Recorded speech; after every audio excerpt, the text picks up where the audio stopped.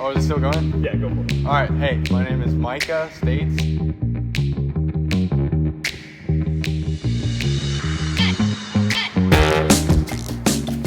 Tumbling is my strong suit, and I've also tried to merge into doing handstands more. I actually got into gymnastics really young, probably around 3rd or 4th grade.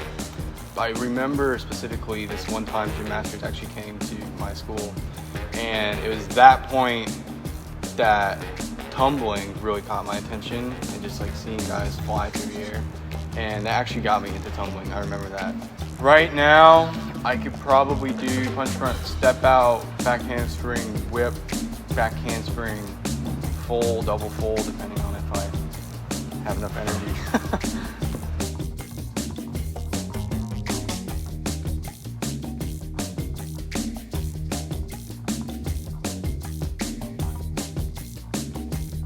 So I remember when I was first starting to tumble, we were at this lake and I was trying to like figure out how to do a back tuck because I've never like actually done back tucks before.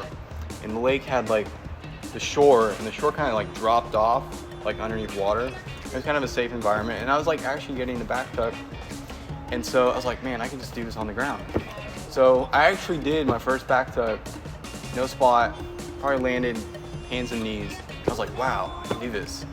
And tried it again, and like actually straight up like landed on my head, like top of my head. It was really scary. I got like super psyched out and stopped trying for a while.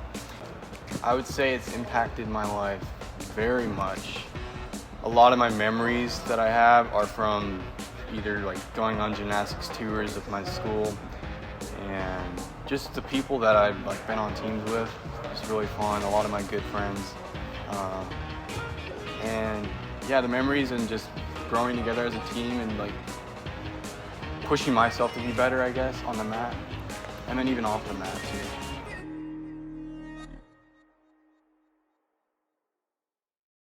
What's up, guys? My name's Aron, and I'm just here to share a little spiritual nugget.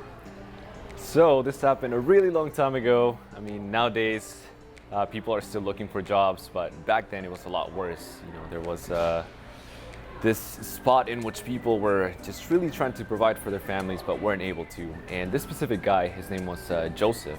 Not the Joseph you think you know from the Bible. This Joseph, he was from New York City.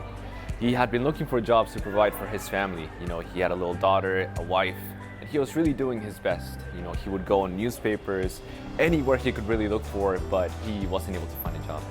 Anyways, one day he was walking by the zoo, you know, just taking his daughter for a walk. And then he saw that they were looking for people. So he was like, okay, you know, I'm gonna give this a try. So he goes there the next day, you know, he introduces himself to the boss. And, you know, the person in charge told him, listen, I'm gonna give it straight to you. This is what you're supposed to do as a job. So our gorilla exhibition has been having some issues because our gorillas got sick. So a lot of the people have been getting bored by them not seeing a lot of movement in their cage. So what your job is gonna be is you're gonna have to wear a suit. You're gonna have to wear a gorilla suit and pretend that you're that gorilla. And you're gonna go in every day and pretend that you're that gorilla. And the guy looked at the boss. He said, you must be joking, right? But the boss said, no. He said it with a straight face. That's the job. If you're up for it, you know, there's a lot of other people that are waiting for this. If you're gonna give it a try, then go for it. So he said, you know, he was desperate. He was really trying to provide for his family. So he said, you know what? Let's do it. So he goes there the next day, puts on the suit. You know, he goes out into the cage. He starts moving around, moving his arms, you know, eating some bananas, you know, making a mess all around the cage. And yeah, the kids, you know, started screaming. The people started like hyping him up. You know, he was happy. And, you know, the days went on.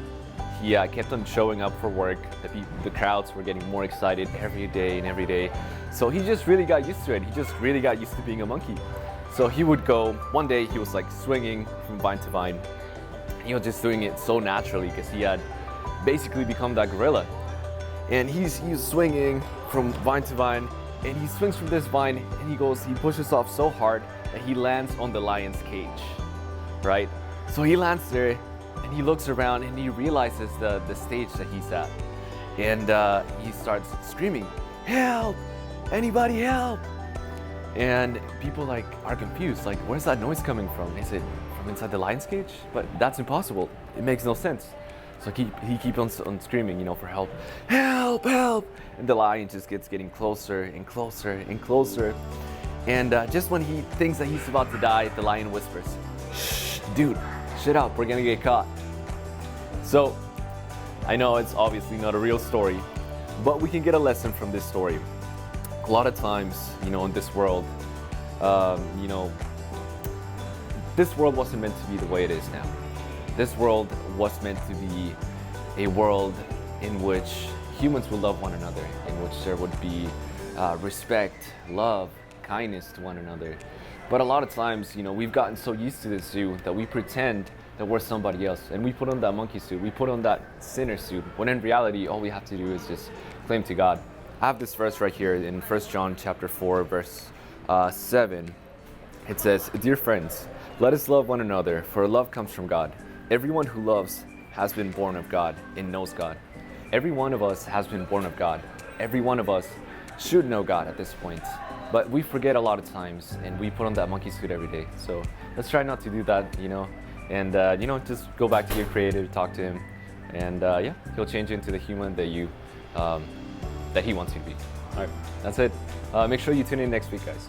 All right, see ya.